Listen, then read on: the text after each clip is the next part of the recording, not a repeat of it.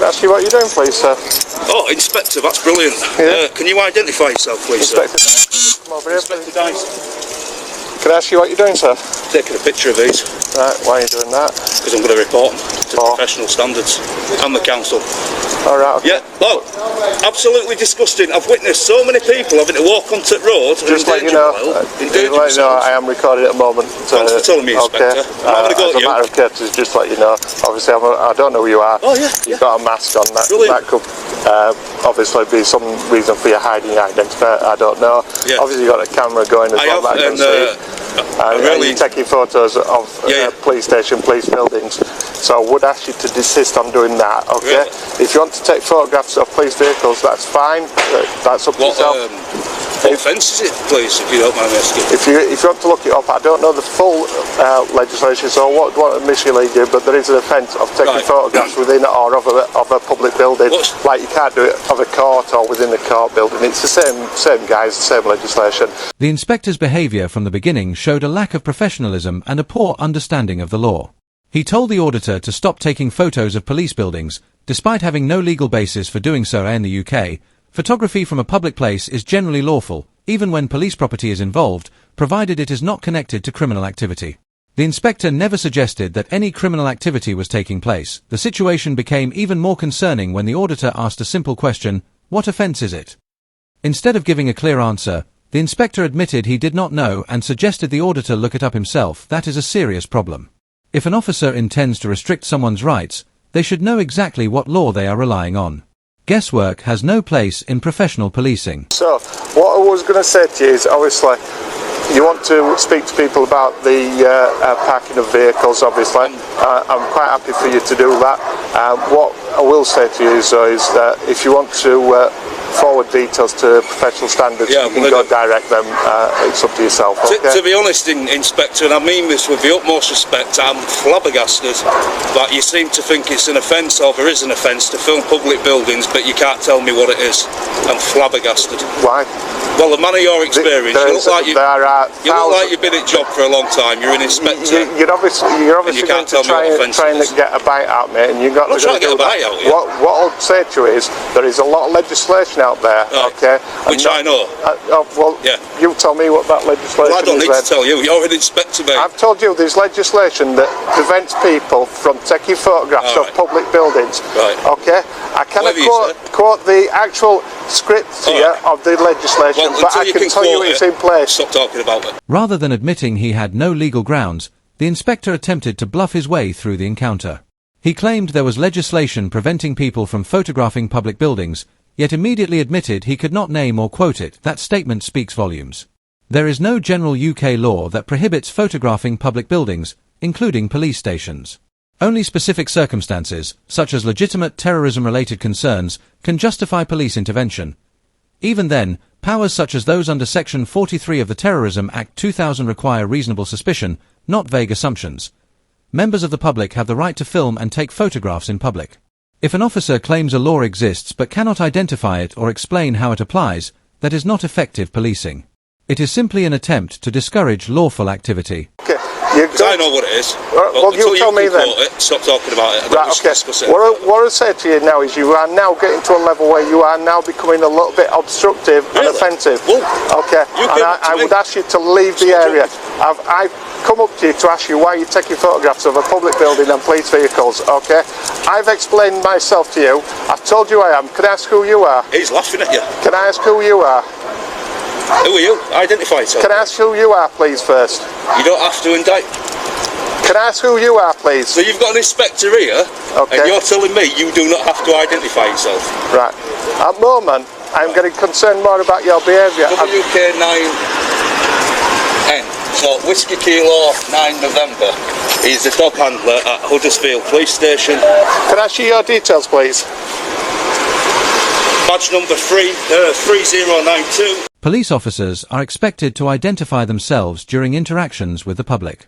Transparency and accountability are essential parts of professional policing. When asked, officers should provide their name and identification details. Instead, the officer refused to do so, forcing the auditor to move closer and read the information himself. That should never be necessary. Members of the public should not have to extract basic identification details from an officer. The refusal created the impression that the officer either wished to avoid accountability or was disregarding the professional standards expected of him. PC Huntington. You'll be got a professional standard, sir. Can I see your details, please? No, you can't. Right, okay. What I'm saying to you now is that you are also causing a bit of a problem here now, aren't you? We've asked you to leave, okay? I'm on a public footpath. I know you are. And you're obviously one of these people that want to come round No. and try and wind police officers up. I'm just doing something other people don't have the balls to do, which is take pictures of police cars parked in just an absurd place. I mean, come on, who the hell is parked there? Right. Double yellow lines and double blips. Do you know what that means? Right. If you want to take that further, regarding special standards, please do so. What I've asked you to do now is actually move on yourself. You've got professional standards as well. Fine. And so is this guy here. Yeah. Thank you very much. At least you told me you recorded. And it's nice to see you don't have a gang badge on. You've got a gang badge on, so don't even look at me. I don't want to speak to you. Get rid of that, get yourself on eBay and get yourself one of these. $2.99 and wear it with pride. The Union Jack flag. Yeah, take that crap off, get a Union Jack. I am starting to believe that you are now committing a racist incident. If you carry on being offensive, yeah. I'm a British citizen. I perceive this to be a racist matter now, okay? I would ask you to leave the area. I would ask you to leave the area, okay? Because you just offended me and my colleagues by saying that badges that we wear are offensive. I find that offensive and I believe that to be a racist behaviour. Please leave the area now. In England, okay? I am wearing a Union Jack, so how's that racist? When the auditor criticised the thin blue line badge and suggested the officer wear a Union Jack instead, he was expressing an opinion. Whether people agree with that opinion or not, it was clearly a criticism of a symbol, not a comment about race. The inspector responded by claiming the auditor had committed a racist incident. That accusation appears highly questionable, that a racist incident must relate to race, ethnicity, or nationality. Criticizing a controversial police symbol does not automatically become racism simply because someone finds the criticism offensive. By treating lawful criticism as racism, the inspector risked undermining the seriousness of genuine discrimination complaints. Rather than addressing the auditor's concerns, he appeared to use the accusation to shut down criticism. I'm not saying you're saying that it's banned. You're saying that things that we wear we shouldn't be wearing. I find that offensive and I find that hating. I'll tell you what I find offensive. I want you to leave the area now, please. 20 years ago, I want you to police leave the area. officers were told they wasn't allowed to wear the Union Jack. I want you to leave the area now, please. Because it wasn't part of the uniform. I want you to leave the area. Why are you wearing gang badges? What makes it I want you to leave the area now. No. Okay. I'm on a public highway. I am on a public footpath being obstructed by 2 police vehicles. They're obstructing the path. I've got proof and evidence and somebody else recorded. Can I take your details, please? Because I believe you may be committing offences now. Committing an offence? Committing an offence? Yeah, obstructing the highway. No, these are obstructing the highway. Offences in relation to... Your police van's obstructing the highway. Yeah, that is allowed to do because I'm dealing with an incident that's protecting me.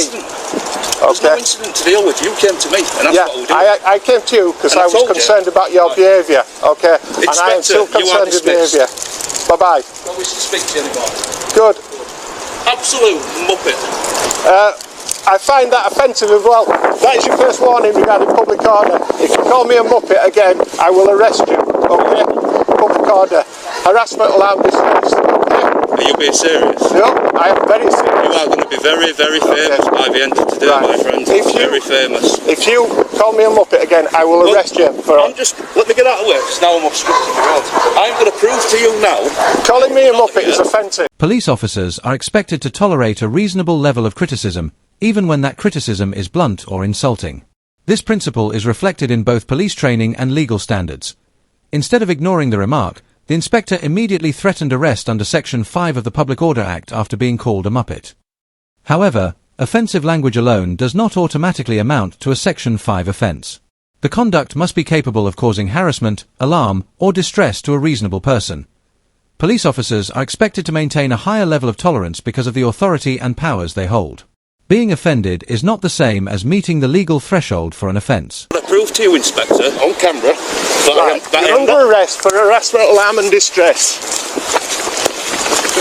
Happy chances aren't going to go wrong, mate. You're going to be in a lot of trouble. Would you let go of my arm, please? No, you're under arrest. You're going to be in a lot of You're under caution. You don't have to say anything, but in my defence, if you do not mention one question, something which will let you in court. I'm not struggling. Come through it. I'm not struggling. Why are you pushing my arm further up my back? I told you you're under arrest. Yeah, I'm under arrest, but I'm not. I'm cooperating. So why the hell are you doing that to me back? Bank keys are in my back pocket if somebody could move it. You're in a lot of trouble. Don't delete your body cam footage, Inspector, because I'll be making a subject access request. I'll be making a subject access request for your footage. Take the seat. Yeah, I'll turn the camera off now. The most important point is that the auditor never repeated the insult or escalated his behaviour. There was no new incident and no fresh justification for police action. Despite that, the inspector moved directly to arrest and took the auditor into a detention area. From the auditor's perspective, this appeared less like an effort to maintain public order and more like an attempt to silence criticism. The auditor warned the inspector that he was putting himself in serious legal difficulty. Looking at the sequence of events, it is easy to understand why, if an arrest is made without proper legal grounds, it raises serious questions about the use of police powers. Every decision made after that point only increased scrutiny of the inspector's actions, and the entire encounter was captured on camera.